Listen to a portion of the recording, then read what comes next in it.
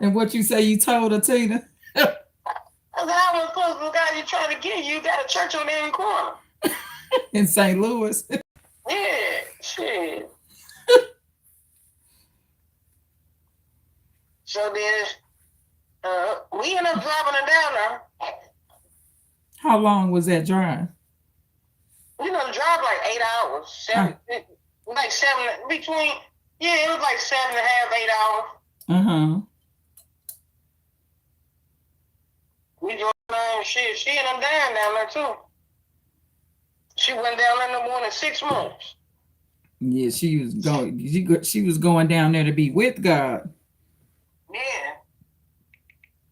And then she I think when she went to that hospital, Mm-hmm.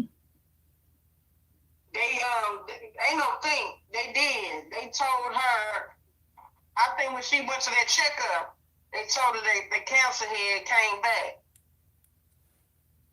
And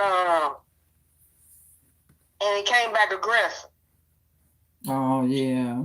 And because when she went to the hospital, when she got down there, she went to because she tried to get me to stay down there too. I told her I'd come back in 2 weeks, which I did. And she still trying to. I said, what I'm gonna do down here? But besides, I'm gonna become an alcoholic just like them. Yeah, you gotta be careful with them kind of environments.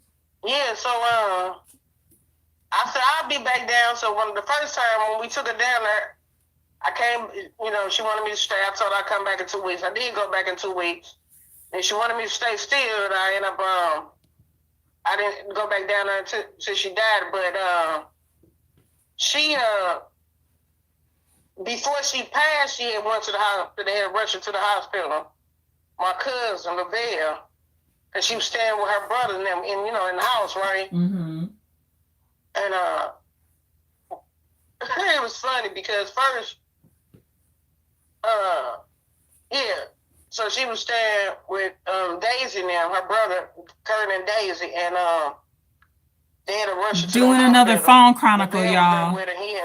We're talking about Auntie Lucille. You know I mix it up on this channel and I do these phone chronicles. So Eva Mae, she drove to where the hospital was at, Jackson, right? From Jackson. Mm-hmm.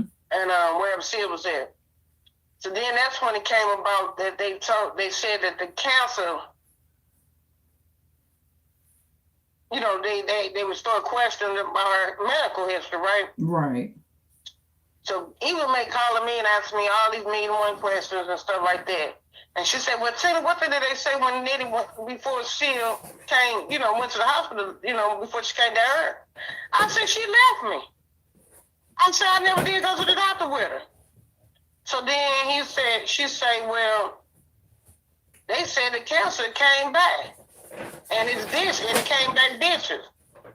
I said, that's why she left it. I said, that's why she ended up coming down here. Because she knew she only had a certain amount of time to live. You know what I'm saying? Yeah.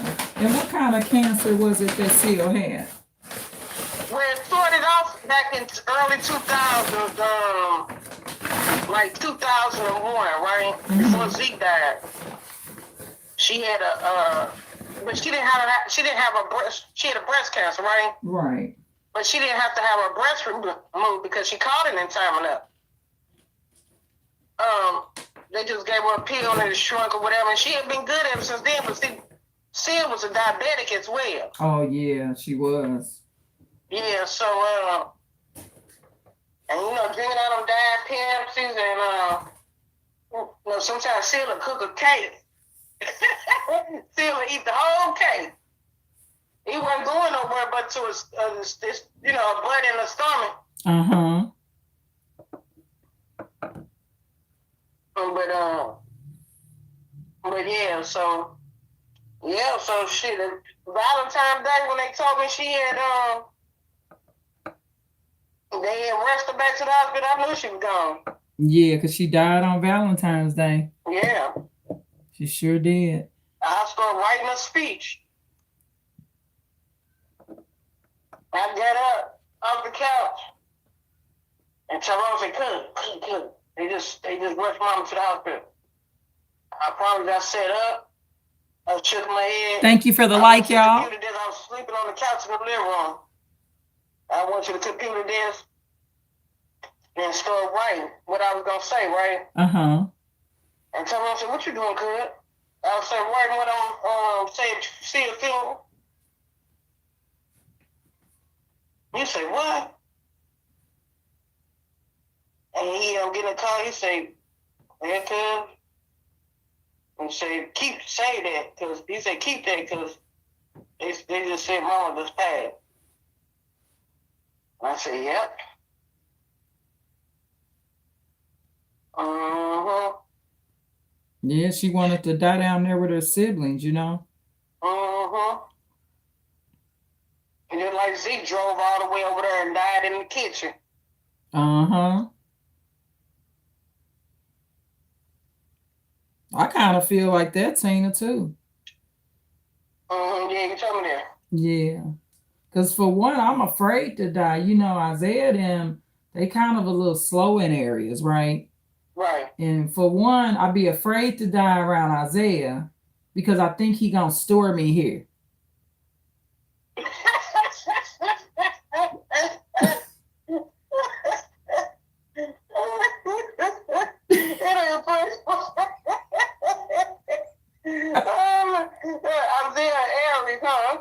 Yeah, because he busy at work, right? And see what he would do. He gonna do a seal on you with a cigar. What'd she do? Didn't want to. You had to tell her to call. I had to call the ambulance because I come over work. I stay sitting up there smoking, sitting in the chair. Yeah, that's Isaiah. He gonna have a cigar too. He gonna go buy him a cigar. And stick up there staring at the damn ceiling. His eyes glossy, right? Yeah. And he just laying there, and I sit beside cigar. He laying down, I sit beside him, and I went to touch him, and he jumped. I said, and I jumped. I said, now what the fuck? I said, what's going on with him? She said, well, cigar, he still ain't feeling well, this, that. Oh, no. I do what you call phone chronicles. Lorenzo, I do phone chronicles here sometimes. And so go through my lives because I go through many subject matters here. But I do phone chronicles. This is my baby sister. So we do like these phone chronicles and story times for you to enjoy. Thanks for asking, Lorenzo. Watching the man die. Lorenzo WM32 at Lorenzo. Thank you for asking. So they had to come and get him. I said, why you ain't sent to the hospital? Thanks for looking out, Lorenzo, as well. He refused. I said, how you gonna refuse? He ain't saying nothing. Uh-huh. So she said, well, he was talking at the time. Then he said he didn't want to go. What? I said, well, he got to get the hell up out of her. Yeah. I said, another soul down up in this camp. She said, say what, Tina? I said, he got to get up out of her. I said, he wasn't just sitting up and watching the man die just smoking. Smoked the whole pack of cigarettes. He was smoking the cigarette all the way down. He was smoking half of it, letting it burn out. It was about 20 half cigarettes in the ashtray. Uh-huh. I called the ambulance. I called Tony. I say, I'm going to send your dad to the hospital. She said, what's going on? I said, I don't know what's going on, but he got to get up out of here. I said, ain't another soul died under this camp. Shit. And after that, got him up out of there. And they ended up putting him in the rehabilitation in Northview. Mm-hmm. And he died there after a week and a half. He died there. But, yeah, sure, because Zeke had already died. And you know, before Zeke died there, you know, Gladys had died there. Mm-hmm. James' them cousin Gladys. Before Seal moved in there in 92, Gladys had died. Seal watched her. I said, because I put that up too. I said, that probably what happened to Gladys. You just sit there and just watch the weather away. Yep. Shit. Gladys had died there. Before Gladys had died there, 2 husbands had died in that motherfucker falling down them damn steps. Gladys damn near died before she died, jumping out the window, second floor window there. Right. Now, you know, she was a madam.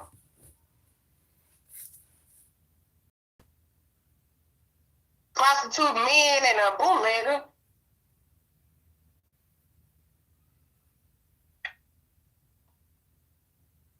Gladys was fine as a motherfucker back in the days.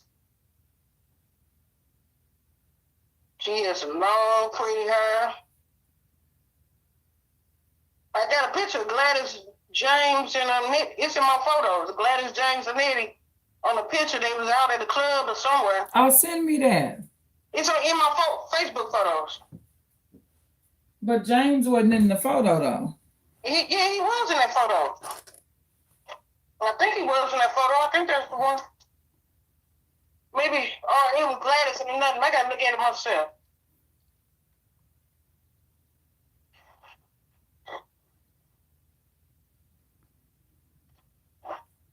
Well, that man was that King Cole. He was somebody. Yeah. Yeah, 'cause I know I got one with Gladys and Nitty. Let me look at the photo.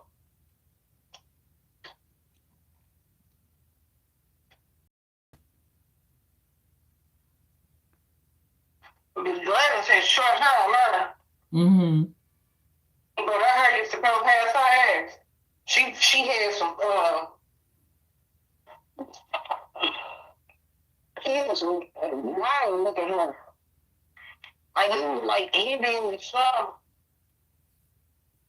She died of cancer too though. And her and James was first cousin.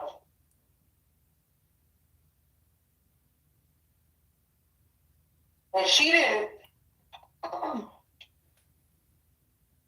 So she didn't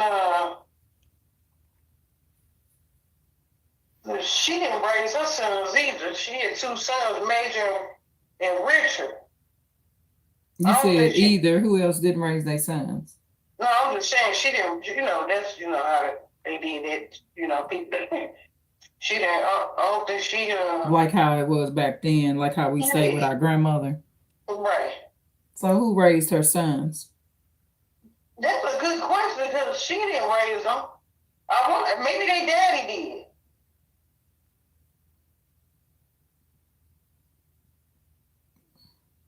Matter of fact, see, that's where Dana and them come to play. Matter of fact, that's how Dana and them come to play. Mm-hmm. Because that's who Dana aunt, which was James' cousin, raised Gladys' sons. That's who raised them. Oh, okay.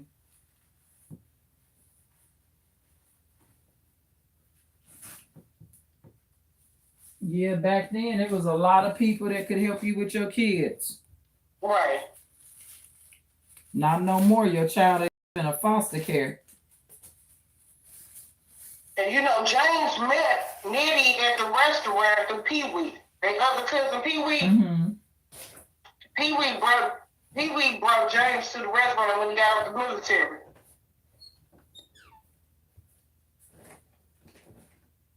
That's how, you know who Pee-wee is, don't you? That's how it was. That was James' first cousin. Pee-wee, remember the man that used to have a tray in his throat? Oh, yeah, Pee-wee. I know Pee-wee. Yeah, that's Rochelle daddy. Francine's sister, Rochelle. Right. Mm-hmm. That's her daddy. What made Pee-wee throat like that, where he needed the... He had throat cancer. Oh, okay. From smoking cigarettes and stuff. Yeah, that's what I was thinking. Some kind of cancer. Mm-hmm.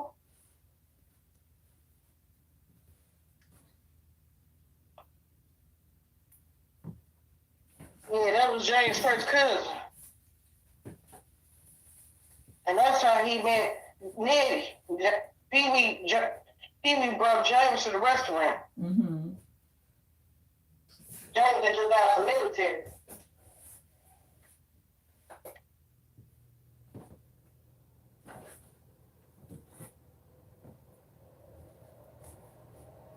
Yeah, so they met through Pee-wee, huh? Uh-huh.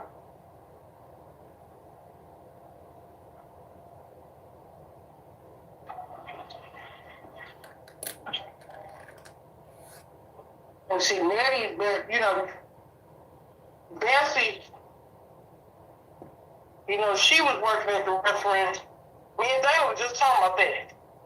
She was like, that's how she ended up coming down to the restaurant because her mom was working there. Mm-hmm. What year did James and Nettie get married? In 1951. And they would have been how old then? About 24. James, I think Nettie was 24 and James was 21. Or somewhere around there. Or James was 24 and Nettie was 28. Okay.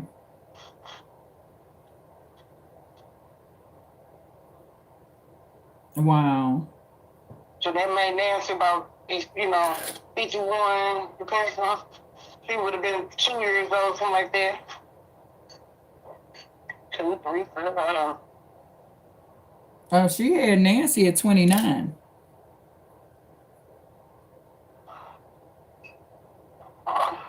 Remember? I don't know. Yeah. I thought she was 27, 28. She was about 29. Or maybe she was about 30 then, because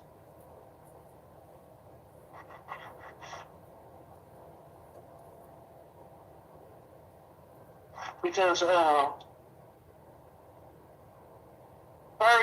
let me see, 51 from 24 is how old?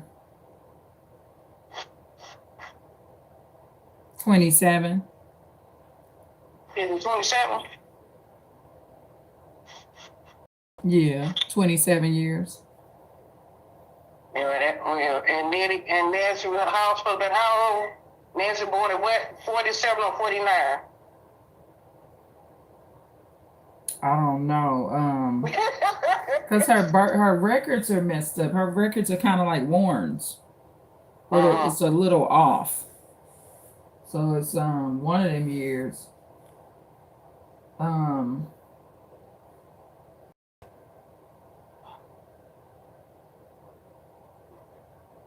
I would say 49.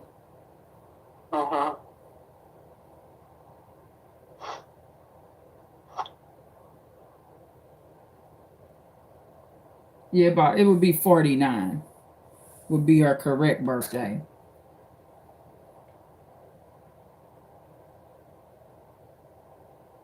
Because it would add up to our ages too. Because Nancy had you at about what, 26? Yeah, 28. Yeah, so that would make.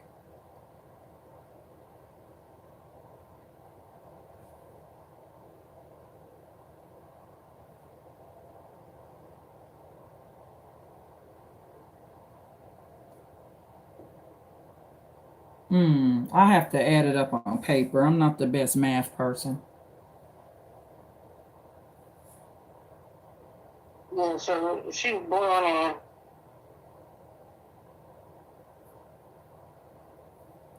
So she was born in 19. Because as I'm doing the calculation on my thing,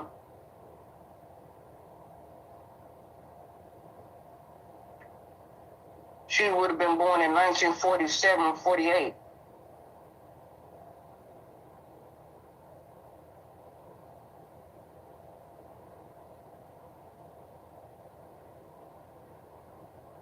Yeah.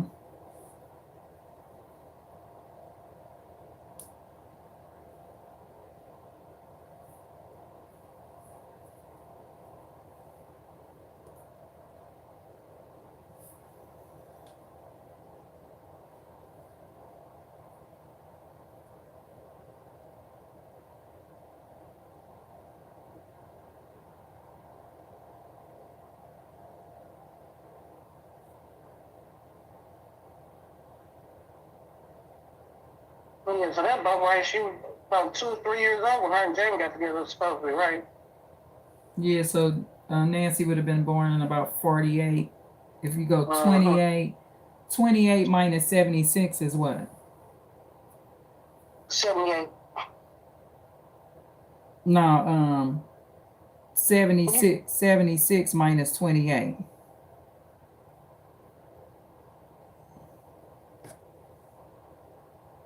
76 Mm-hmm. minus 28. The year you was born, yeah. 48. Yeah, so that she would have been born in 48. Yeah. Or it could have been it depends on her birthday, because see, you was born in June. So right, she was, so it would have been the year after she turned 28, when she was still 28. Because her birthday in July, right? No, her birthday is August. Yeah, I mean August, yeah, August 6th. So see, the year she might have been 28 when she already had me and was getting ready to turn 29. Yeah, that's what I'm saying. She would have been getting ready to turn 29. Because if she was 28, she had you right before she turned 29. Right. Because of when you born. Right.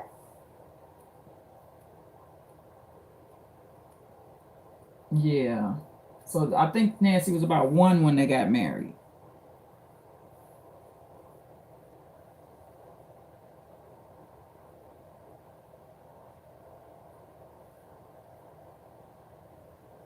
Because I got an old photo of James' brother holding Nancy when she can't walk yet. Uh-huh. Yeah, she was a little bitty, like 9 months old or something. Uh-huh. And on that photo, she looked just like Snooki. Ooh. Was he James' brother? I think so, yeah. Yep, it's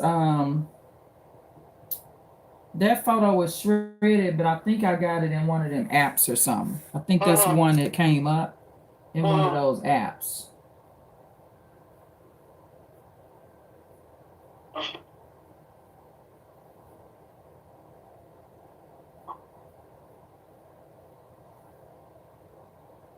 Yeah. So yeah, because it's this one baby picture that I took with Snooki on an Easter, where Snooki's sitting on my lap up here when we came here to visit before I moved here. And that photo on there, her and Nancy look identical. They look real mean too. Ooh, they look like mean. Ooh. Her and Nancy, they look just alike. Like they don't look like happy children, right? And on the one photo, I think that's James' brother holding Nancy. And then, Snooki, she didn't want to take the picture with the Easter bunny. She was scared of the Easter bunny. So she was kind of crying. It was a big old Easter bunny dressed up. So on that photo, they both look like identical. It's just Snooki, of course, was lighter, but they got the same look, the way they hold in their mouth. Shit, almost same kind of hairdo. For real, everything was almost identical.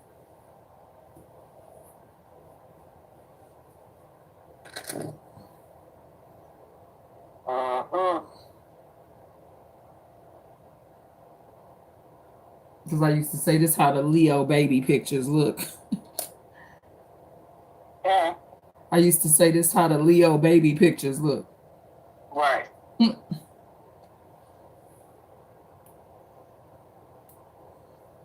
Yeah, I've been with Seal Hawk. Well, then I'm up there. What I was gonna say. So, they prepare to see us when we get to the funeral home. Well, it wasn't a funeral home, it was one of the houses, right? They did, down south they do them. They got houses that they turn into funeral homes, right? Like they used to do here back in the days, right? Thank you so much for the second like. I hope y'all enjoy the phone chronicle. She's seeing. I'm looking at the other body. You hear me? So tell her, like, looking at the other body, right? So then, it's cereal, right? Where she was at, I was like, oh, she got her. So I went to go over there. The room wasn't that big, thank God. Right? And so her casket like up against the wall, like right. Thank God, because as soon as I go in the room, I trip over a plant leg and flew all the way over the tree. What are you doing? So you go, no, mama. Cause I had to catch myself on that casket. Cause shit, casket kind of started rocking a little. Luckily, like I said, it was on the, more closer to the wall. Hey, I ain't told you, but not mama. That was two for them boy. They was like, dude, what is you doing? I'm trying to brace myself, nigga. I'm trying to catch myself before we both be on the ground. Yeah, I got a photo on my Facebook of Seal in a casket. Yeah, I know. The Lavelle ended up sitting it out of her. Yeah.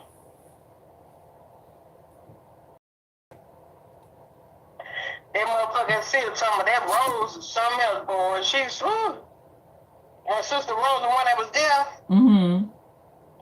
She said, well, Seal say, well, Rose don't tell me she gonna talk about. Because, Rose stayed next to the main house, right? Mm-hmm. Next to Kurt and Daisy. They stayed in the house, and Rose, she had a trailer, right? Mm-hmm. On the land next to the house. So, she'll stay over there a couple nights. She say, Rose, she keeps coming back to my Rose. She was heating up a pot of water for her coffee. And she had forgot to put the pot, or whatever little small pot, back to where she had it. So Rose gonna write her a letter. Yeah. Rose told me, she was like, I wake up with a letter on my pillow. On the other pillow. I said, get out of here. She said, baby, that Rose something else say just me.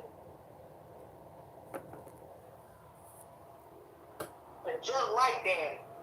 Uh-huh. They Daddy. Yeah. And she said their daddy was mean as hell. I say that's why Zeke went wrong the twin. Like with his daddy all the time. They used to get in fist fights and stuff. Yeah, I had a prior friend. His name was Twan DeVue Scott, right? And he left at 12 too. He left his mother's house at 12. And they would get into it all the time too. And he went to the streets of Chicago. Sure did. He would tell his story in church and stuff.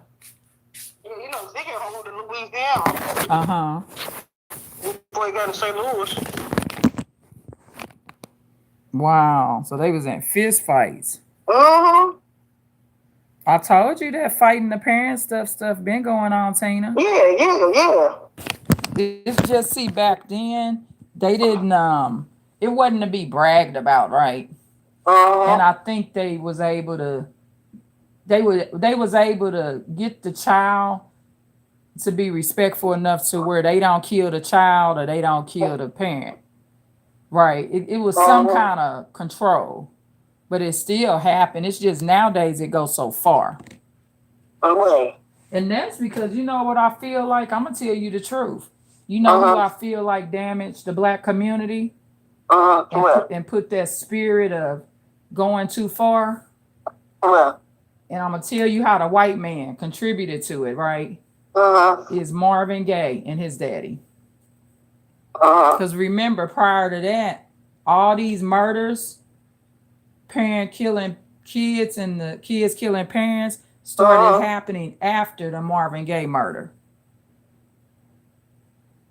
Yeah, because Marvin Gaye got killed, what, in 83 or something? Yeah, but that's why it's the way it is now. Because for one, Marvin Gaye daddy, it was an imbalance. It was too much. What Marvin Gaye dad did was illegal. I mean, he did jump on his daddy and kick him and stuff on the ground. But once a person has left your sight and left, you are not in danger. Even if somebody do assault you, if they leave your presence, you can't get up off the ground, go get your gun and go shoot them. That's not self-defense. Right. That you pissed off at them. You may feel like they deserve to die because of what they did. You got emotionals about it, emotional thinking. but that case is not self-defense. It's not true self-defense. It's just a case where it gave the parent the right. So it caused a lot of controversy. Right. Even to this day, I have different opinions. I kind of go back and forth. I was a Marvin Gaye fan. So he killed my star. You know what I mean? So I'm mad at him because I like Marvin Gaye's music.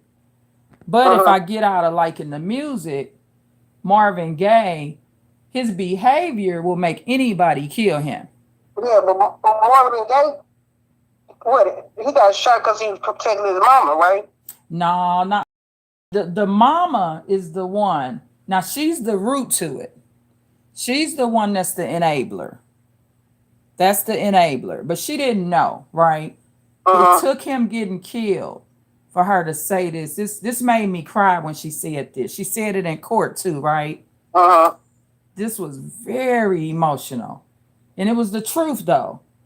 It took him murdering his son for her to see that man don't love him. That's the ultimate act of hate. Right. He did that with no empathy and remorse. He's always been jealous of Marvin Gaye. Right. He's always was jealous of him. He was jealous of his own son. So that's the root. And they fought over the mom. So, right. For that Marvin Gaye dad, he was a queer. You know that, right? Right. He was a queer. And there's also Marvin Gaye was a straight man. Right. And so he used to beat on Marvin Gaye when he was little. He used to sit up in the chair, Marvin Gaye daddy. He would put on, he did psychological warfare on Marvin Gaye. Right. He would sit up in the chair and wear Marvin Gaye mama's heels and put on her dresses. So Marvin Gaye would come out the room. Imagine coming out the room and your daddy got on a looking like a wig, but it was a lot of times his natural hair because he fixed his, they pressed their hair and curled it like girls back then. Right. Even straight men did that. So he would come out the room, and see his daddy dressed up in his mama's dress and heels. But see, Marvin Gaye daddy was very he was letting him know. He told him when he was little, more than once. And he told all the kids, but he was very specific with Marvin Gaye. He said, if you ever hit me, I'm going to kill you. He told him that when he was a very young boy, right? And so that's why it's premeditated to me. To me, it's premeditated murder. You've been saying this since I've been little. If he probably had did that now, they would have charged him. But he did it back then when it was still kind of pro-parent. But Marvin Gaye ended up being a straight man. Then he was, big known star. Because Marvin Gaye daddy was a artist too. Band player and singer. So see, he get his talents from his daddy. But his daddy wasn't as famous. He was famous, but not like Marvin Gaye. But he was quite famous. He was known as a musician. Marvin Gaye daddy. Which helped promote Marvin Gaye. But then, see, this was the problem. Marvin Gaye daddy was alcoholic, but functional alcoholic, right? Right. So Marvin Gaye had bought that mansion. Marvin Gaye Jr. bought the mansion. So Marvin Gaye was on the drugs, so he was losing assets. Right. So that mansion he bought for his parents, he moved in there. Okay. But see, Marvin Gaye Jr. lived different than Marvin Gaye Sr. So the catch was Marvin Gaye Sr., I think whose name is on it? I think it was still in his name, Marvin Gaye Jr. name, right? They couldn't put him out because his name is on it, I think, right? So, but Marvin Gaye Jr. purchased the mansion. So Marvin Gaye Sr. wanted him out because, see, Marvin Gaye Jr., his drug addiction had got out of hand. And so he was bringing all them drug people in there. And he's like, fuck you, Dad. I mean, I bought this shit for you. here go where the roles reverse, where the child is disrespecting the parent. But she would constantly, the mother had to separate them all the time from, risky physical disputes. But it took him getting killed for her to say she wouldn't leave her marriage because she believed that her husband loved her son, right? So when he died, she said this in court. She said he didn't love Marvin, but he didn't want me to love him neither. Right. And that's what it boiled down to. But it was sad because he had to kill him for her to realize that he don't love your son. She loved them both, but she's also an enabler too. Right. You know, Marvin Gaye had a child by his wife niece. Yeah, he did. Yeah, but it was his in-law, right? It was it's not his blood niece. No, yeah, it was his wife's niece. Yeah, it's not his blood niece though. No. It's his in-law. Yeah. Yeah, he did do that. Yeah, but that dispute that day, and Marvin gave him the gun. It was they call it genius work. Marvin Gaye was suicidal. Right. He didn't want to live no more. So few months before his daddy killed him, he gave his daddy that gun. He set his daddy up. He knew how to be able to commit suicide without doing it himself. So he just provoked his daddy. That's all. He knew what he was doing. He knew when he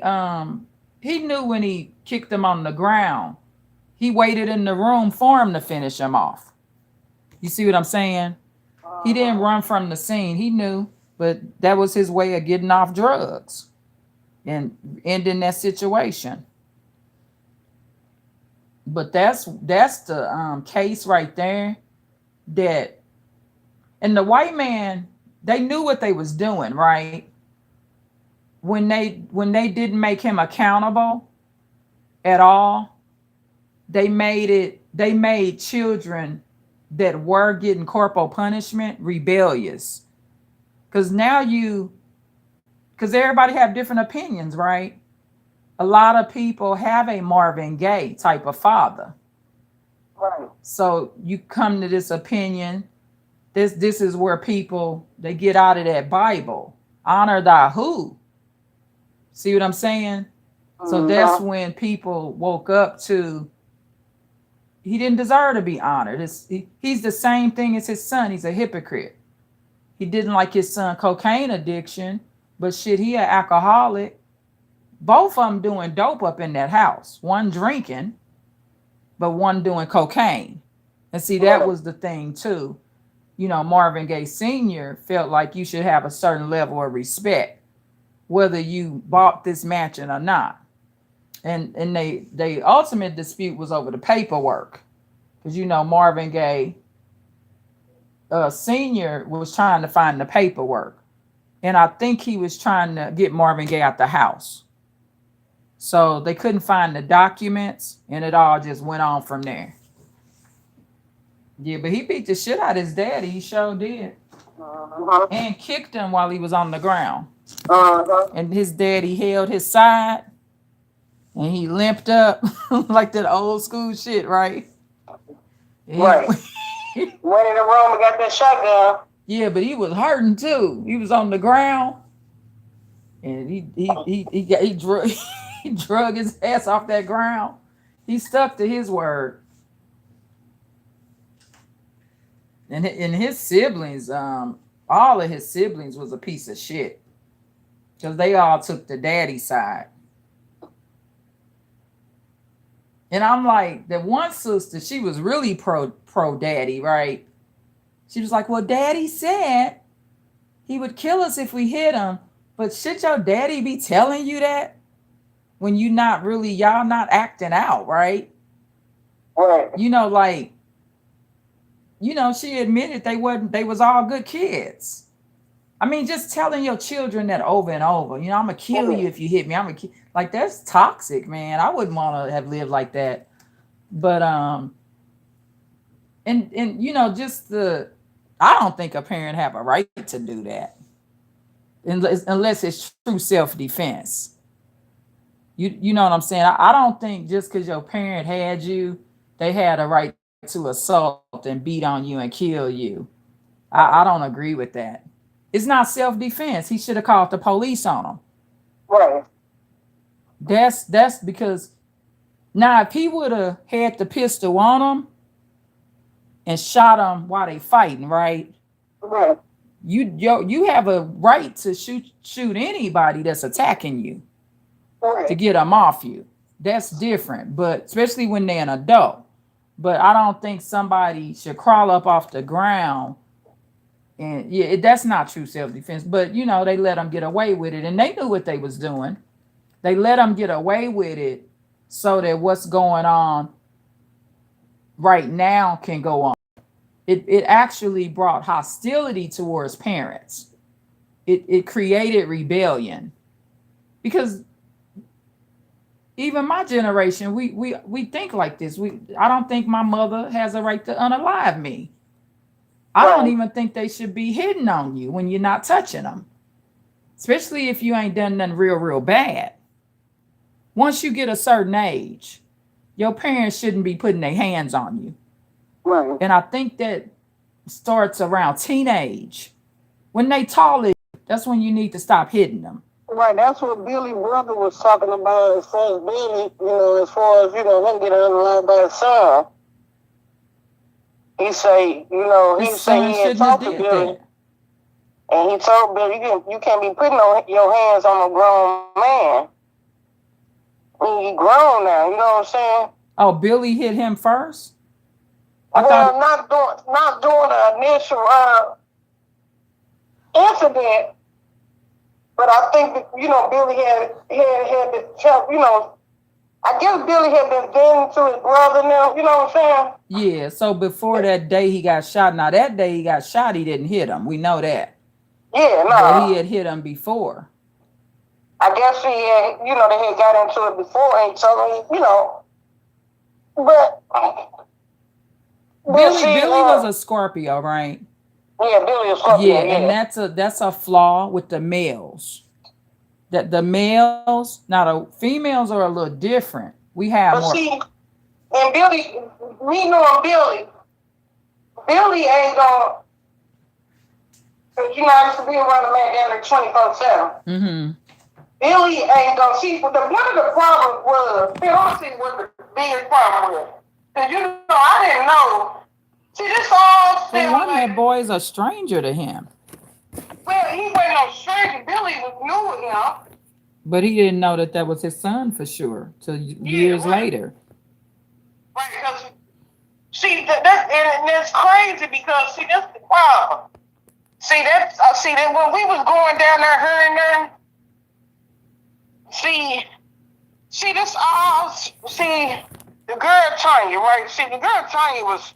I don't know what they saying in her. She must have had some good coochie or something. That's Billy Jr. mama. No, No, whatever his name that was. ain't Billy Junior Mama. What's the son name that unalive Billy? Corey. Corey. That's so Corey mama's Tanya. Yeah. Okay. So Tanya stayed down the street from us, right? See, all of them was, oh boy. Okay, so let me tell you. So back in the days, it was a girl named Tanya down the street, right? Mm-hmm. She stayed on Whittier and Olive, above Right. this liquor store with her mom, right? Mm-hmm. Now,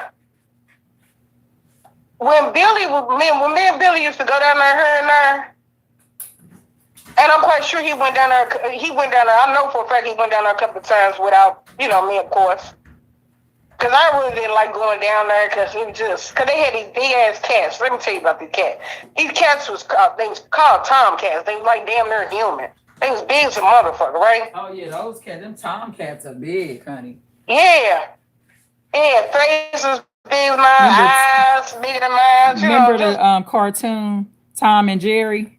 Yeah. And that's what that was based on too. how big a tomcat was.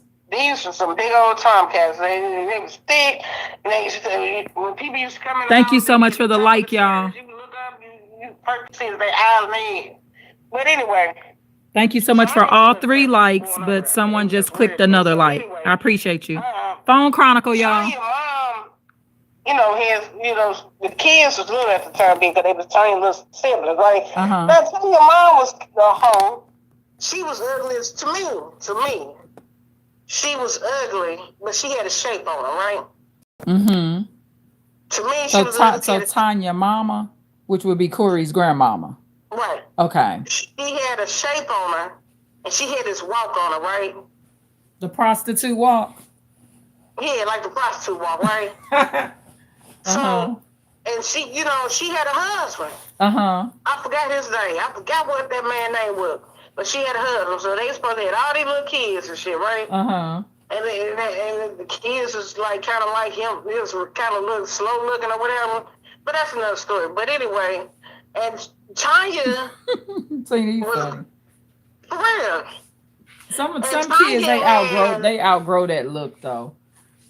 They had like the kids had a Down syndrome look, right? Oh, they did. Maybe they had it mildly. Huh? Maybe they had mild retardation. Maybe they did because the dad, he was an alcoholic, so you know. So anyway, which was Gloria's husband, his mom's husband. Remember, y'all, I'm gonna be starting the information on mental retardation series. Remember? So I know Trap, Billy brother was fucking the mama, right? Right. And I think Billy brother, I don't think he had a child by her, right? Or ended up getting the mama pregnant. And then the mama was older than Trap, right? Right. But Billy was going down, so he must have been hitting Tanya too. But Tanya was going with, at the time, going with this dude named Corey, right? Look at Corey that was around the corner on Delmore. And that's who little Corey, who killed Billy, was named after. Because I think Tanya initially thought that there was, maybe she did, I don't know. Yeah, she just made a mistake, it seemed like. Yeah, she named him after Corey. Look at Corey, right? Yeah, because she believed. And sometimes they'll just name the child after who's around. Right. Maybe she had a one night stand with Billy, and you know whatever. But as he got older, I guess he still don't look like Billy to me. You heard me? But and like I said, I didn't even know that was Billy's son until the day of his death. You know what I'm saying? Yeah. And Billy didn't know until they had a DNA test. Look at Corey end up getting killed. The dad ended up getting killed. Who Corey Jr. is being told is his daddy. Who Corey Jr. is being told who his daddy is. Right. Which is actually the wrong man. So it sounds like Corey Sr. believed that he's his daddy too. Yeah, of course, yeah, because he was looking just like his daddy. Yeah, they look at just like Big Corey. You know, you ever heard of telegani? Telegani. You know the term? So it's a term based on it kind of can explain why the child looked like the man that's not the daddy, right? I learned it from this one brother. I forgot his name. I used to be subscribed to his channel. I forgot his name. He's half Hispanic and half black. I wish I could find his channel. He's a cool brother to watch, but he talks about women's issues, but he don't hate women. Right. But he talks about it. But telegani, so say a woman, so it's based on the philosophy that when sperm goes in a woman, she's taking on the DNA, at least temporarily, of that man, right? So, like, say she having sex with this one more than this one. So her DNA takes on Corey.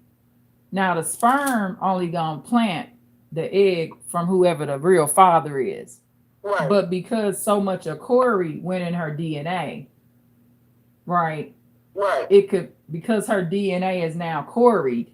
It's this sick belief that, to me, it gives sperm too much power. Sperm lives 3 days, and I don't give it that much power because Right. it died too motherfucking fast for me.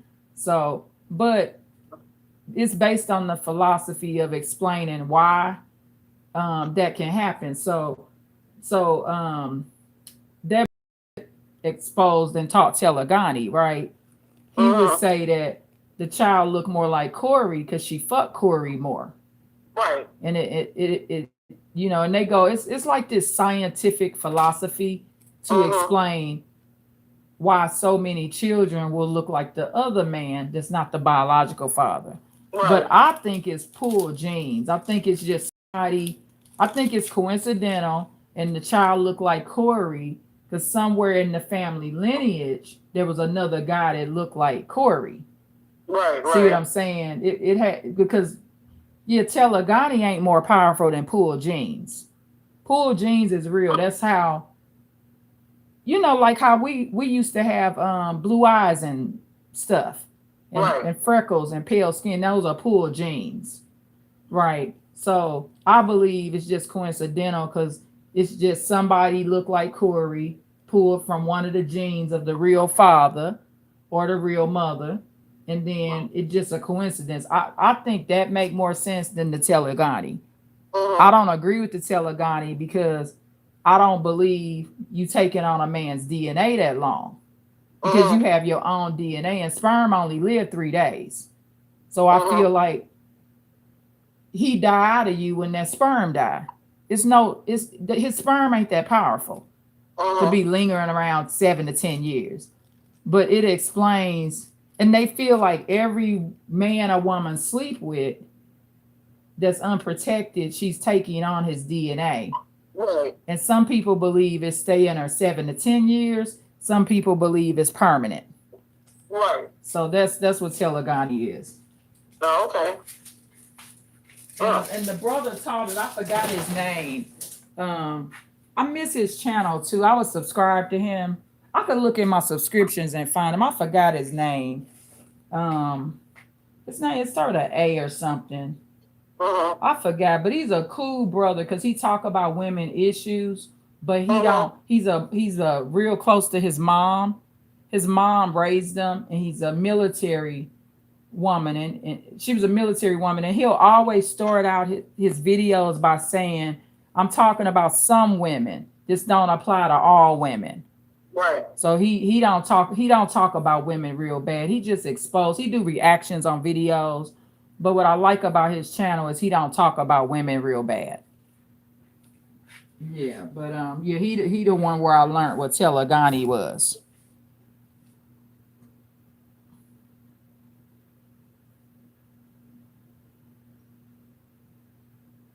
Yeah, so Corey, so then Corey died, and how old was Corey Jr. when Corey died?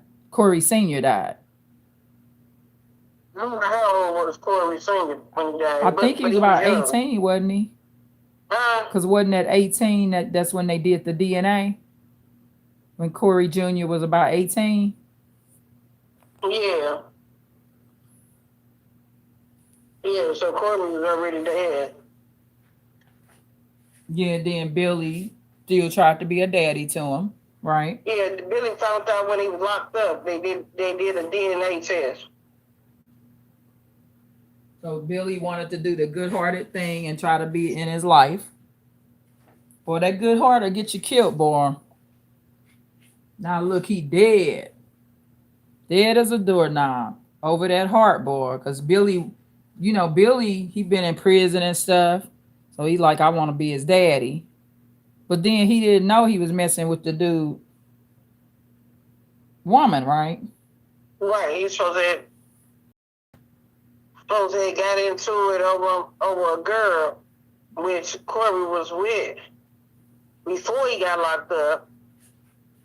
And Billy didn't know whether Billy knew or not, but Billy ended up getting the girl pregnant. And Corey found out. And yeah, it's just a mess. But I think they had been getting into it before then anyway. You know what I'm saying? Yeah. Because you know what was happening? From my perspective, I liked it, Billy. You know, I wish I would have wrote him more and stuff. I used to look him up on the jail website and stuff. I talked to him a couple of times when he was locked up. Remember? We did calls. I remember that. But I think what the Lord was doing, so it makes sense now. So the Lord was trying to protect Billy, right, from Corey. The Lord already know what type of dude Corey gonna be when he born, right? So the prison stay and the fact he didn't know if that was his son, all of that was protection, right? So that was Billy was being protected, okay? So some kind of way the devil took more power, right? Or Billy gave up. Billy was naive, it sounded like, too. He didn't see these red flags, right? And so see, spiritually, if that happened to me, see, it's all about how you look at stuff, right? So people don't understand spiritually. So this is how I would have viewed it. Because you got different type of Scorpios, right? But I would have knew, even when the DNA came through, that boy is more likely not supposed to be in my life. See what I'm saying? See, the devil's tricky. It's like chess and checkers, right? You got to know how to play chess and checkers. So a lot of people, even though a lot of people will do this, when they find out when a child is real old that it's theirs, they still disown it because they feel like that child not supposed to, they don't view it as a blessing. See what I'm saying? See that boy, so the whole time Billy was in prison, he was protecting Billy from that boy. Right. Okay. So see, you in prison, and I tried to tell this to Daniel. He said some real wicked shit about Jacob. Oh my God. What he said about Micah and Jacob, it was horrible, Tina. I was real disappointed in Daniel, right? But like I told Daniel, especially Jacob, because he gonna get out at 24. He gonna be out by 26, right?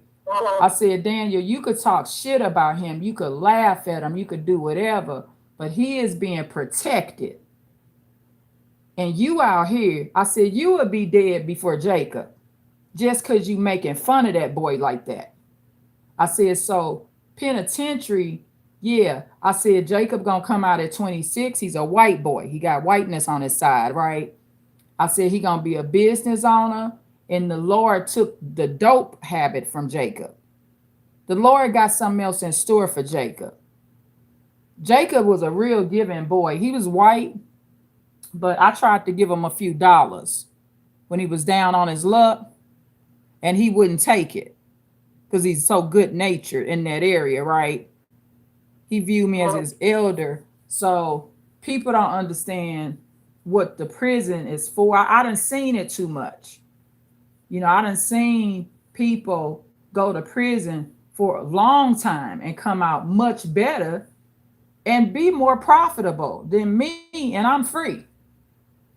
They come out and be, that's because they're under protection. So what was happening spiritually is Billy, now I know why, because I always felt like he was too good natured to be in prison, despite what he did. I saw, you know, when I talked to him, I could hear good nature. Also, Billy, he had a good natured look too. It's a way a good natured person, it's they look, they eyes. The eyes tell a lot about the soul, right? So he was in prison from my perspective. Now, since we know how it all went down, right? He was in prison, so the Lord protected him from that nut Corey, right? Then he protected him a second way by making sure that Billy didn't know the boy was his, right? Till 18 years later. Billy don't officially know Corey Jr. is his, right? So the Lord protected two ways. But Billy sounded like he was a little naive, so he didn't know. He didn't know what was happening spiritually. He never connected his prison sentence to Corey. He didn't view it like I'm being protected. So what he would have had to do was continue what was already happening, which means despite the DNA, that's not your son. He's not your son, right? Yeah, but the devil was real tricky. So the devil want Billy dead. See, the target is Billy. Both of them targets Corey too, because he get to harm both of them. Take one on freedom and one on life, right? So because Billy didn't understand that a lot of what was happening to him, because the boy could have killed him when he was a teenager. See, but see, he can't kill his father because the father's in prison. So the whole time Billy was being protected, but he didn't pick up on the red flags. Like when what's the man that told him don't hit him, don't put his hands on that grown man? Yeah. Who told Billy that? Yeah, his brother. So that's called a warning before destruction, right? So people don't pick up on the warning too. Because he's saying a lot by saying that. Billy brother is saying, for one, he talking about him like he another nigga on the street. You got to keep your hands off that man. Right. Because you already ain't raised the boy. Right. So that boy is not viewing you like his father. And he might have resentment and animosity. Right. Towards Billy because, and that's why, see right there, you got to know that's where it's from the devil. So if you feel like that child could have animosity towards you, you gotta disown them and be in no contact because it's poison, right? And it's a trap from the devil. And what you're doing, you bringing yourself out of the Lord's protection, because the Lord can only protect you so much. He done kept you from the boy much as he could in Billy's case, right?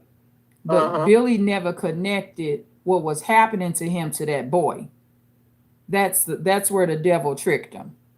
And the devil can always trick guys with pussy, right? Get them to fight over pussy, the devil got them. They not gonna even think nothing about what's protection or what's not. So that's what happened. So the devil got what he wanted.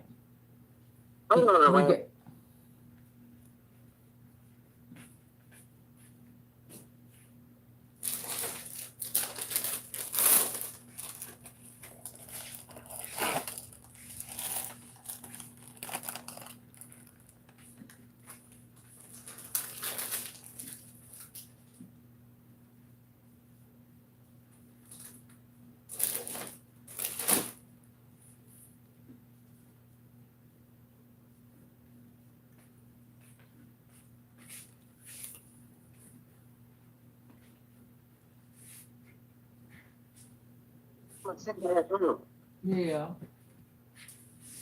So that's my opinion of it. That's all. It's a horrible situation. So basically, before he shot him, they had already had physical fights.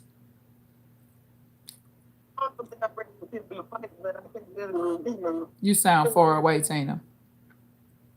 Yeah, I don't know if they had physical fights, but I think Billy had been threatened. Somebody was going, they probably had been threatening each other, and Billy probably was like, he gonna end up fucking them up. You know what I'm saying? Billy saying he gonna fuck Corey up? Yeah, that's what I'm assuming. Yeah, but these kids now, that ain't how it go. Yeah, they too dangerous. I sent you the link where his brother was talking about that. You what, Tina?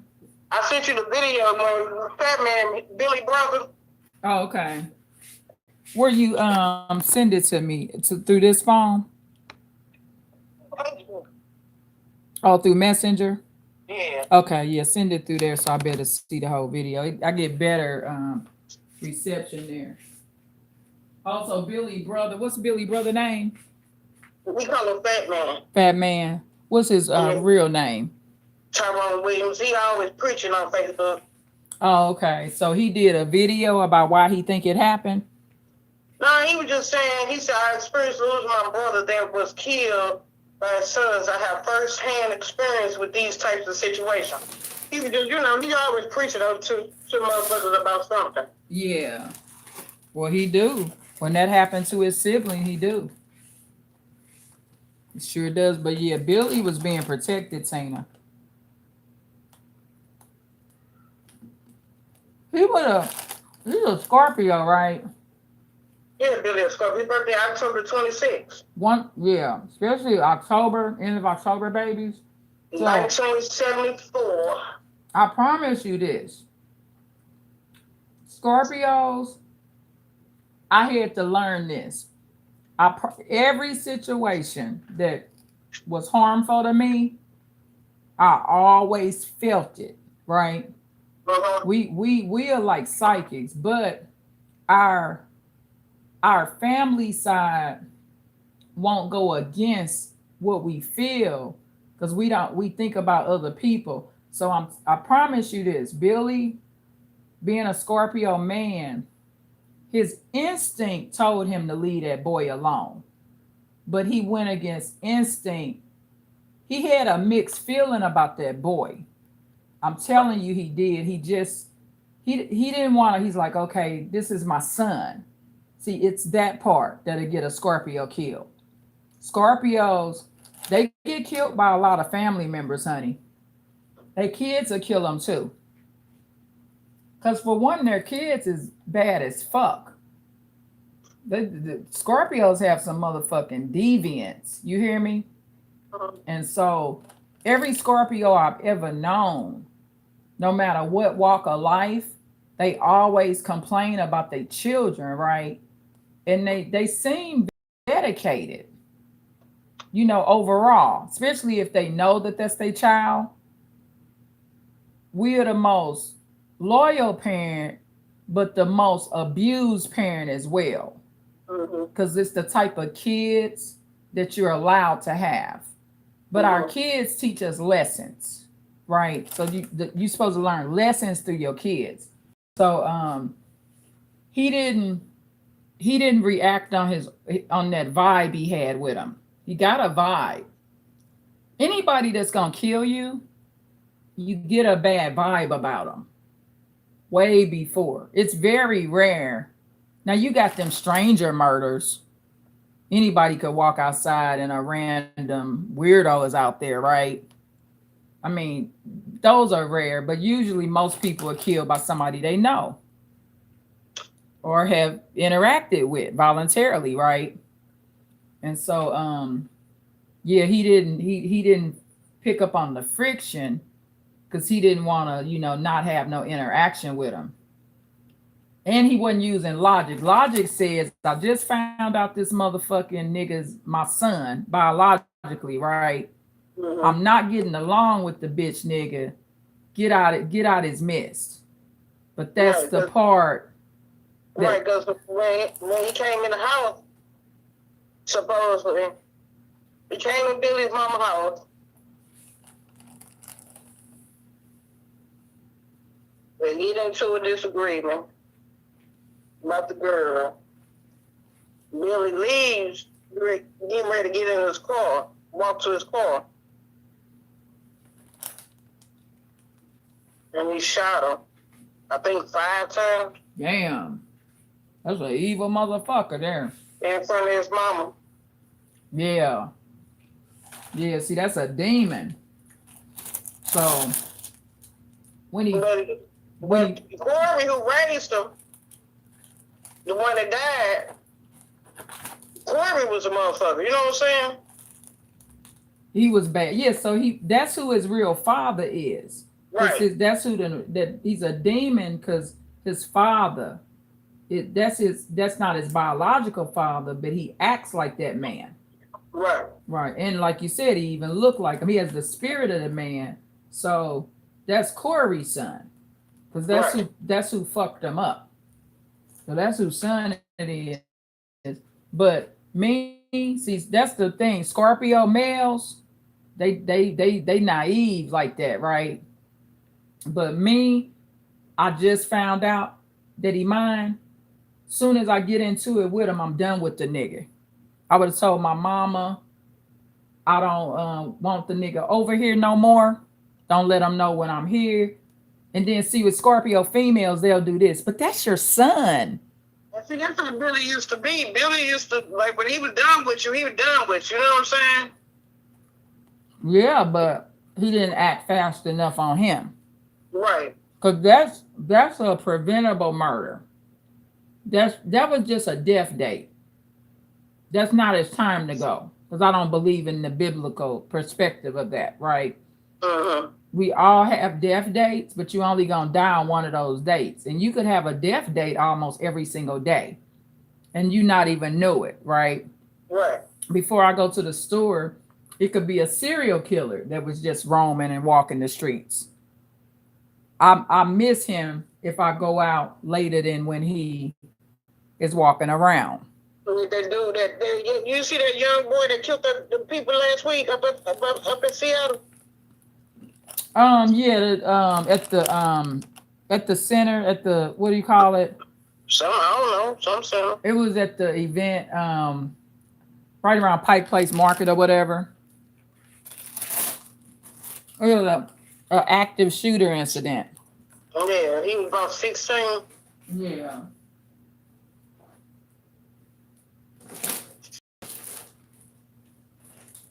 What you think about that Nolan Wells situation? Well, you would be asking a racist that question, right? So, and this is where I'm so sick of these terms, right? I'm so sick of the word racist. It's a healthy word because it gives you common fucking sense, right? So Nolan Wells, for one, I'm tired of them comparing him to Carmelo Anthony. Nolan Wells didn't kill anybody. But it's another case of lack of parental supervision. He's 18 and there should be a parent on that trip. So it's adultification. He's being treated older than what he is. See, that's the age where they're gonna die. Right around 18, 10, leave them at home alone. They're not gonna do nothing but watch a cartoon, right? But 18 is when they get in trouble. So the boy is being raised wrong. You know his mother's Filipino. Yeah, she's something, yeah. And that man she married to, that's not his biological dad. You know that, right? No, I ain't know that was his biological dad. That's his stepfather. Okay. So it's a lot of facades with that. But it's a clear case of an identity crisis, right? And he reminded me of that case where the black girl went on the trip with all those white people. It's common. I mean, just go on. You in Mississippi. It always happens like that. Okay. If you're the only black person on the trip, and they claim it was another black boy there, but that's another part of racism too. Is he the only black boy there? He the only nappy-headed looking boy there? So for me, he the only black child there. I don't even consider who they saying that other boy is black. That's not a black boy to me. He looked like he Hispanic or something, right? So he the only black boy there. So his parents, his mother is a Filipino and not a black woman. So he there's no institutionalized racism. Nolan Wells is also on drugs. You know that, right? No, I didn't know that. Yeah, he's on some drugs. That's why he's hanging around all them white boys. Because of substance abuse, right? They've also discovered its potential homosexuality going on between him and one of the guys, right? So I didn't know that. I've been looking at Nancy Grace. Yeah, she ain't. You gotta go to like Willie D Live and Ringo TV. Go to a lot of the other YouTubers, which I felt some of that. So the thing is, if your son not going around a bunch of white people at the church, he's going around white people because it's something they got that he wants. So I would already know he's on substances because he's hanging around non-church white people, right? And they are worse than black people. So he dead because his mama shouldn't let him go, okay? And if he would be alive if the somebody went on the trip with him. So it's parental neglect and them trusting white people too much, right? And he's not being taught right. So me, I teach you right, right? So you can't go, right? You cannot go unless I go because these aren't church people. Even if it was a church, like Daniel, he's went on camps and stuff with Pastor Dan them, but Pastor Dan interact with other black people that look like Daniel, that's darker than Daniel too. You see what I'm saying? So me, I don't, I guess I would say I'm more of a black supremacist, right? So I would interact with white people that have more. See, white people for me, they gotta have more than just me around them. I can't be the only nigga that you interacting with. I need to see other black people like you too. You see what I'm saying? So it's a clear case. I mean, what they think gonna happen to the boy? He gonna eventually on one of them trips not return. They beat his ass too. You know, he got a missing throat, fingerprints and bruises all in his neck. He was jumped on. The 911 call, you know, what's his name? Wyatt. It's saying, damn, Bart, you killed him. So they got the 911 call is out and stuff. So then white boy snapped on him. And the motive, Nolan was manipulating his parents because, you know, the parents, they think too highly of white people. That's what it's all about. They wouldn't have let him go with all black people on a boat trip. Sure wouldn't have. But they think it's safe because it's white people. So it goes back to the looking, you know, thinking your slave master, your prior slave master ancestors and generation has got your back. They was killing us before black men were. So your original torturer is the white man and woman. So, I mean, to me, it's clear. When I saw the photos, my son wouldn't have died like that because I would have said, you can't go. And then I would have told his stepdaddy, you got to, I would have mixed it up. Okay, this trip, stepdaddy go. Next trip, maybe go alone. I just wouldn't have sent him with all those white people because I would have known eventually he's not returning. To me, that's just common sense, right?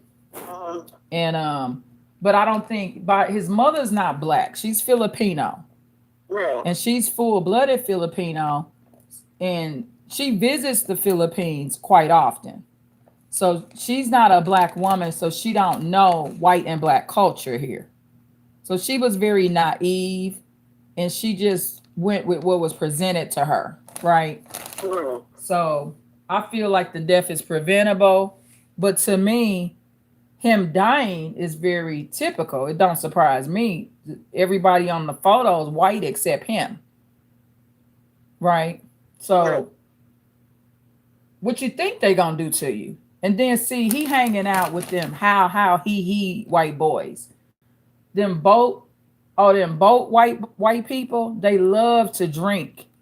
And see, white people are cool till you get them drunk. See, white culture, don't be around them drunk. Because see, they like the horseplay.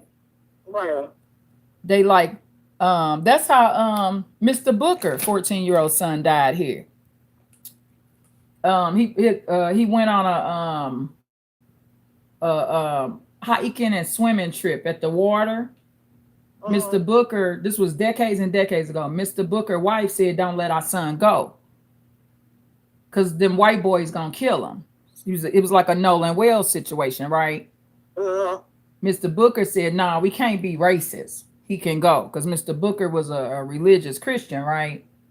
So the mama started crying. His wife started crying and said, "Nah, they gonna kill our son. It's all white boys."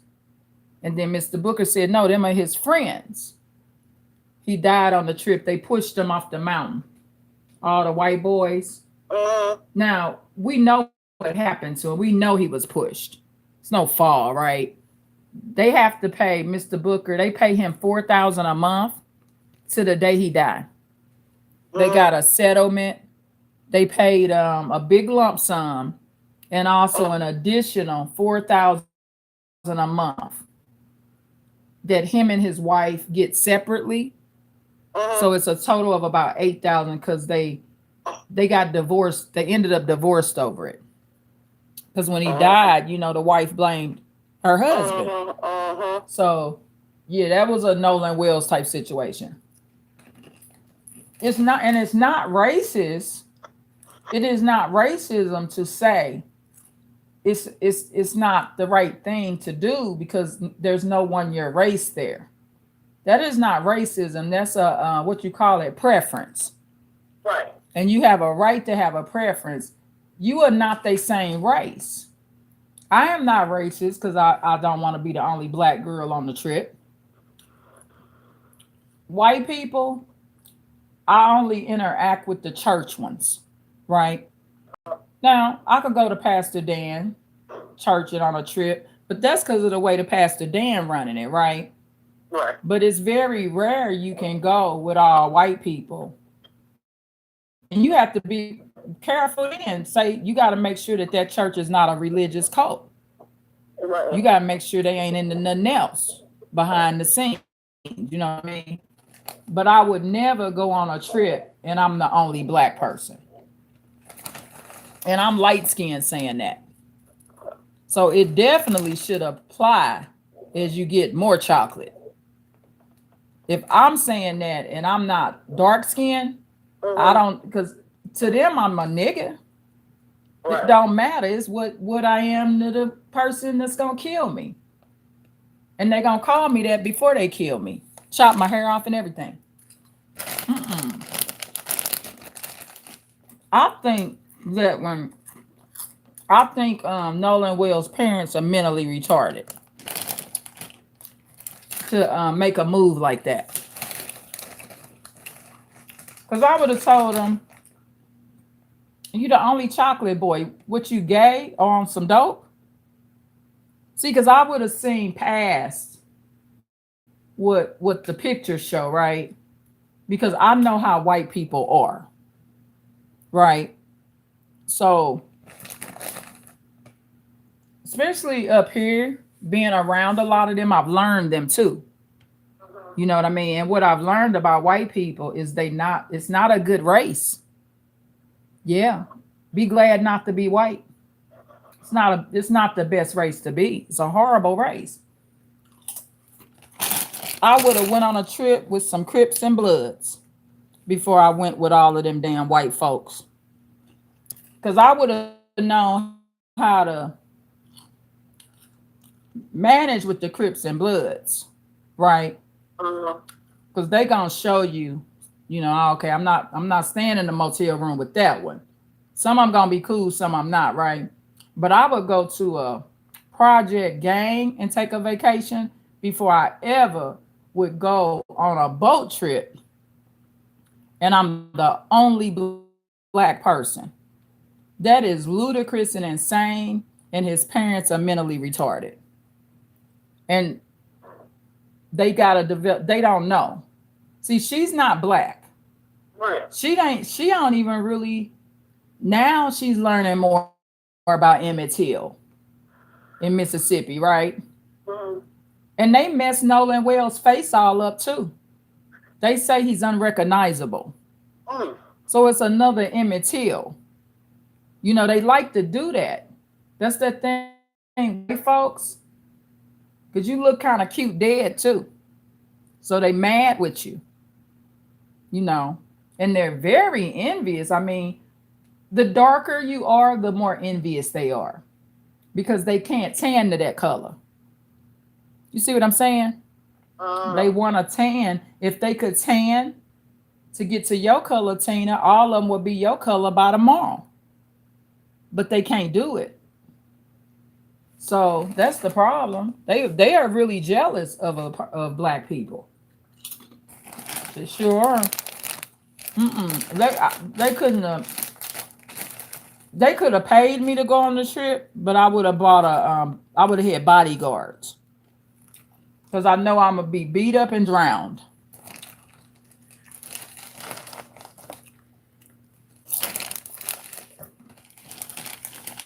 I've been on work trips with them. When I was at certain jobs, this one white lady, she said, "You racist, huh?" We went to the lake. She said, "Let's go to the lake. Take your shoes off." I said, "I'm good. All good. I'm fine right here. I can see the water from over there, right?" She said, "Oh, you think I'm gonna do something to you, huh?" You can take how you want to take, but I'm not going to the water, ma'am. You can. I'll watch y'all from here. I can't swim. I'm not comfortable. And I don't want to take my shoes off and get all that sand in my damn toes and get a damn septic infection, right? I don't do it. And we wasn't even in a boat. Because for one, not just that white people could push you in the water. When the tide come up and it drowned me out and pushed me over in there, they're not coming to get me. Right. They may keep playing around and giggle about it and not even go get the lifeguard to help me because I'm black. See, they like the horseplay, right? Right. And I know white people ahead of time. So I think what people should do is get to know other cultures better and then determine how they want to hang out. But you want to know who you are, what your status is with the white community, and then go from there. And let me charge my phone up. okay, bye-bye. Bye.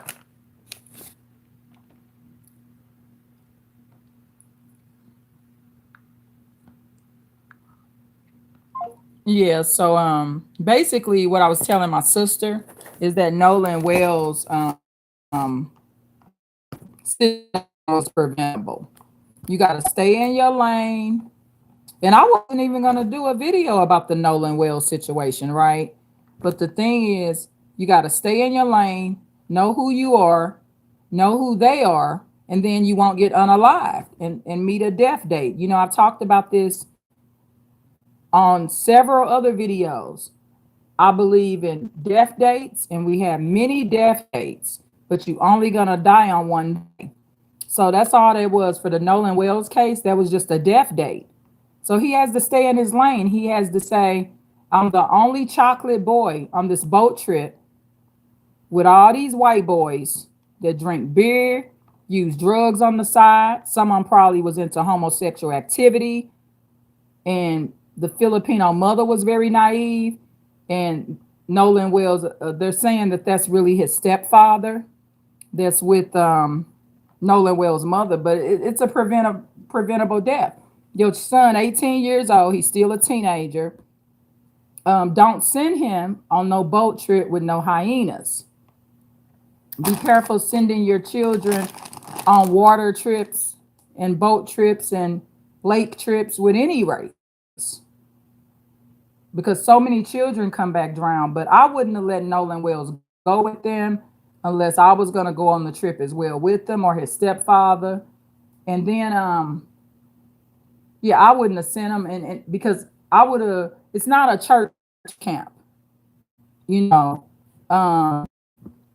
Now my son Daniel, when he goes to camp and stuff and take trips, I would trust my son Daniel with Pastor Dan. He's Norwegian, but there's also other black people on those trips. My son Daniel is not the only black boy, and there's specific people of color that's appointed to watch my son, that I take care of that before. So those people of color and Pastor Dan are responsible for Daniel. But don't let your black children go on no boat trip with a bunch of ungodly hyena white people, because he will not return alive. And it's not racist to have a preference. You will live longer. I'm so tired of all this. Oh, well, that's racist. Don't go somewhere because it's all white. That's not racist. It's not racist at all. It's smart, because you got to know what the real dynamics are and how the other culture thinks. And that's why Nolan Wills is deceased. It's incorrect and naive parenting. You know, because Nolan Wills' mother is Filipino. So she had a higher trust and probably didn't understand white people the way a black person would that comes from slave ancestry in the United States of America. So I come from slave ancestry. So I will have a better understanding of white people than Nolan Wells' mother did, because she's Filipino. So I'll give her a pass there for her lack of understanding. But Nolan Wells' black ass stepdaddy should know better. Okay? Because supposedly, you know, Nolan Wells' parents, they have a different last name.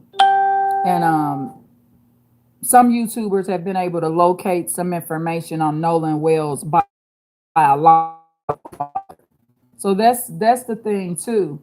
Your stepfather may not look out for your life like your real daddy would. So yeah, it's just all a bad deal.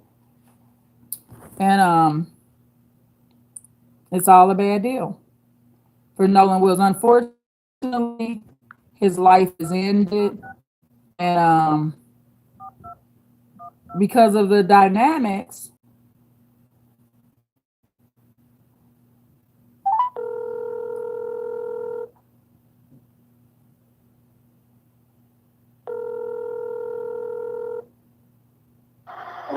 hello Isaiah, where you at? I stopped. Okay, okay. Text me when you're on the bus. I may run to the store too. Okay. Okay, thank you. Bye. Bye bye. Yeah, so that's just how I feel about it. We must be, the more realistic you are, and don't care what people say. You gotta, that word racist, that word is used to guilt trip you. So if I was at a corporation and there was this fun trip everybody want to go on, and I'm the only black lady that goes, and it's nobody going with me. So I'm the only black on this just fun trip that I'm going on with this corporation. If I choose not to go because I'm the only black person there, I don't care if people call me a racist, because I'm guarding my life and I'm being safe. Stop caring if people call you a racist, because you're going to outlive them. So don't care. But that racist, all you got to say to a black person is, oh, you're a racist. And the word is used to guilt trip you so you can't protect yourself. Because Nolan Wells, I mean, he basically went on a trip with a bunch of hyenas. See, of Nolan Wells is horrible. No throat, um, bruises all on the back of his neck, like the fingerprints back there. They jumped on him pretty much. All of that ain't done from no water damage, you know. So that's basically it. So that was another one of my phone chronicles. Please like, share, and subscribe. Um, you know, I talk about subjects here, but that was one of my phone chronicles. Those phone chronicles, those are good to record because there's some very interesting subjects that come up as well. Sure does. Very interesting subjects. Phone Chronicles are great. They're very unique to this channel. Please like, share, and subscribe. Please tune in for more right here with the Advanced Insight channel.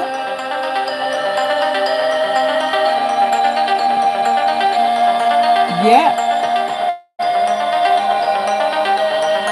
It's all about heaven and hell, y'all. This song is on the audio library with YouTube. It's non-copyright music, which means the content creator does not get a copyright claim. A preference is not racism. You are allowed to have a preference. There was this white man.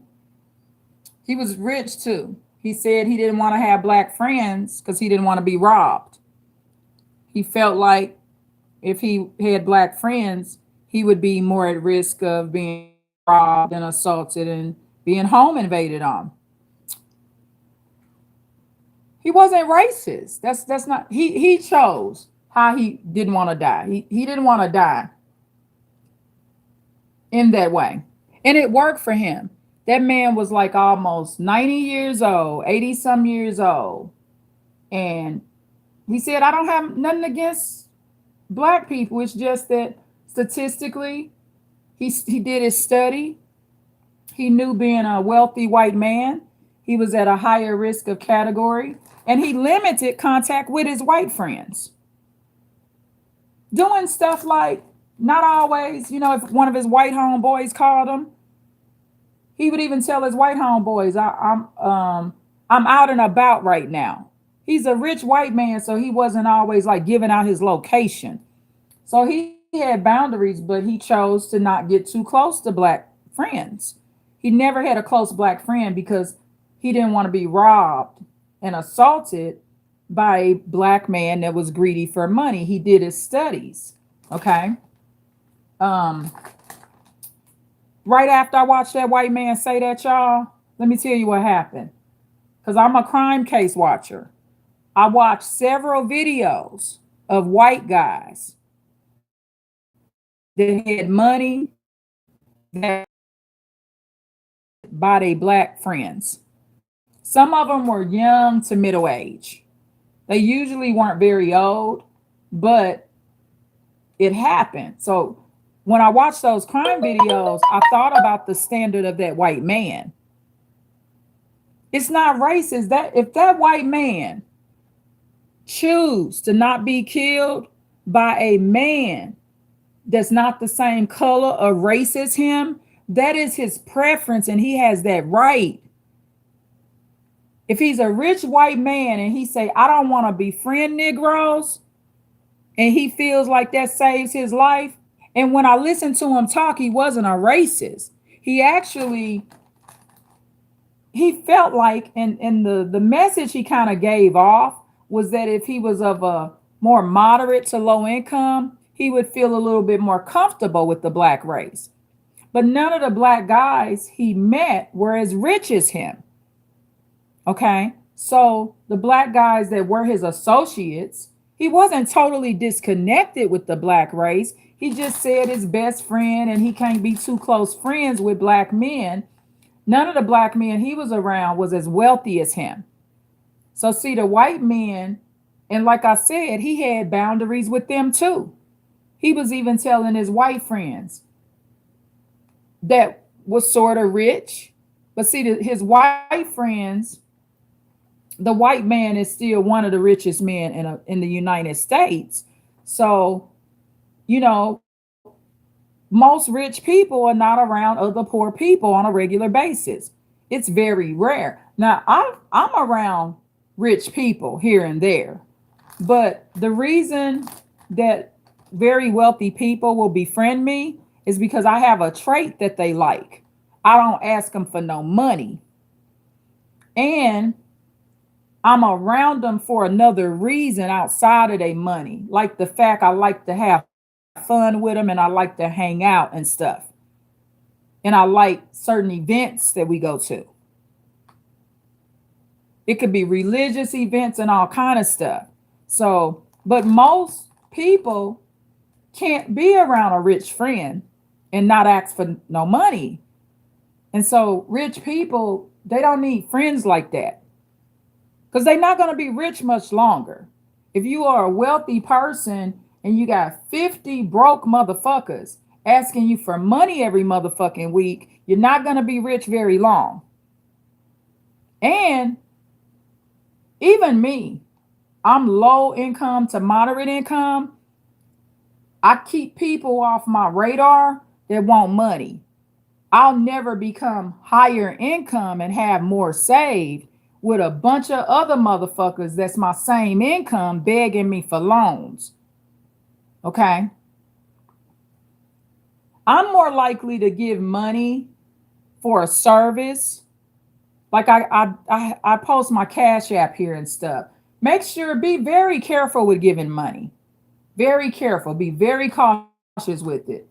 I use my Cash App to gift and donate here and there. People will Cash App me. Usually if someone asks me for money, they outright ask, I don't give them anything. Unless they're asking and they're like, they got to be doing something where they're in their right to be asking. Like they're a content creator, they're doing a fundraiser event. Make sure they're offering you something that you feel like they deserve, that's deserving of your payment. Minimize giving your money away. Okay, minimize it. It's not good for you. As soon as a person asks for your money, personally, and they love to text it. I'm going to be doing a video about that. Texting you and asking you for your money. That's a major way. Most people that text and ask you for money, for one, that's a cowardly act. They're texting you. They're disingenuous. Okay. If somebody wants your money, they should call you and let the phone ring and you answer and they ask you. Don't give no money to nobody when they text you and ask you. I've saved hundreds and hundreds of dollars and been able to pay another bill with those hundreds and hundreds of dollars just by saying no to the text message request.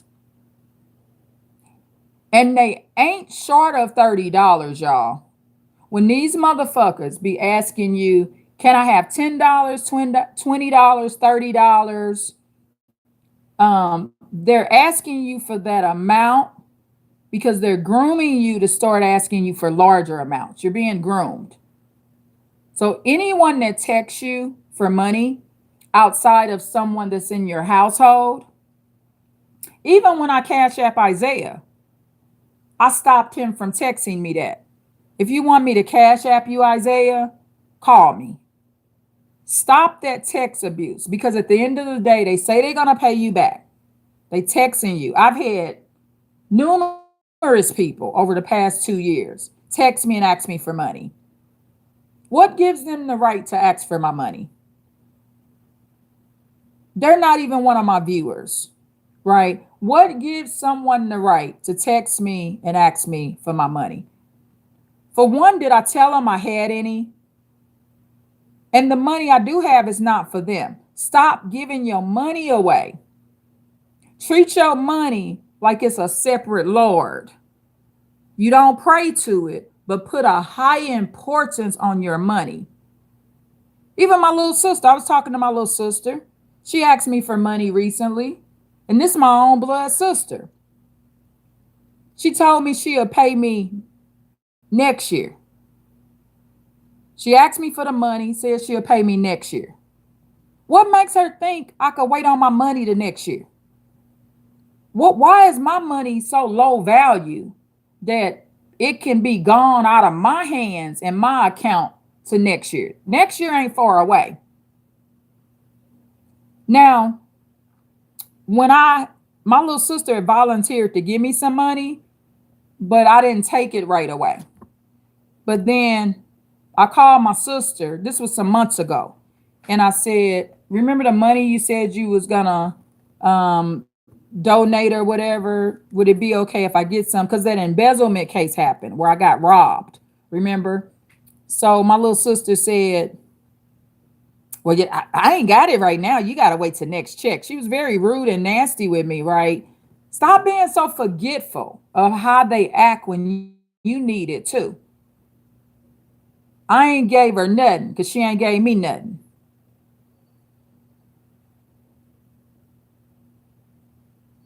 And she volunteered to donate. But when I requested what she volunteered to give me, she had a nasty attitude about it. So it's not appropriate for you to have a good attitude and give them money. That makes you a fool. Remove the money situation out of your relationships, and you will have more genuine relationships. Daniel was texting me today, my own son, asking for stuff. He owes me about $1,500. He did not stick to his agreement that he made with me to, when he get a job or get some real money coming in, to refund me the monies that Isaiah and I put up for him. So this time Isaiah and I didn't get our money back from him. He's not going to pay us. But Daniel was texting and asking me for money. I told him, stop asking me for stuff. And this is my own son. I text Daniel, I said, you don't love me. Daniel only contacts me through text when he wants something from me. That ain't even a son. He not no son. That's a bad son. You got to stop these abusers, y'all. It's abuse. Then Daniel he said he want this jacket he have here. Where my money at? Give me my money, I'll give you your jacket. That's how you got to do these people. And don't let them back in your house till they pay you your money. I want my $1,500 by law. Daniel's of age. That hurt us. They always taking money from people that don't really have enough of it. I don't have enough of it.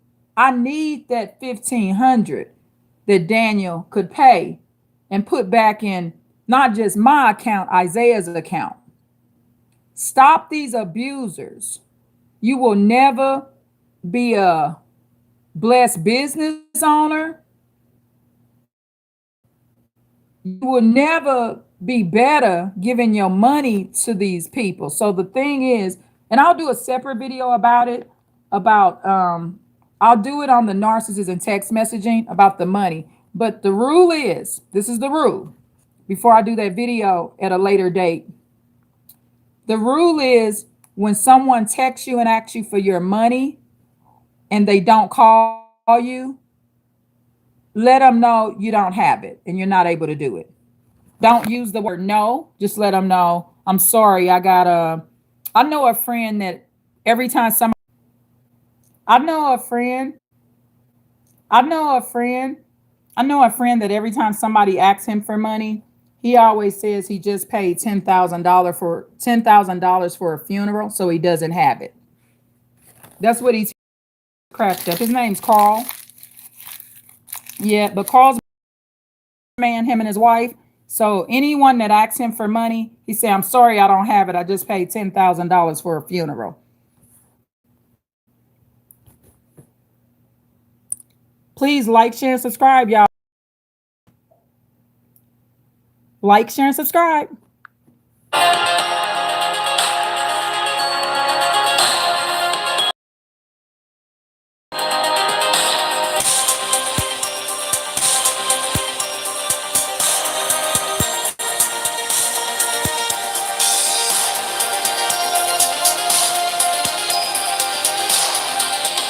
Thank you, y'all. Please like, share, and subscribe.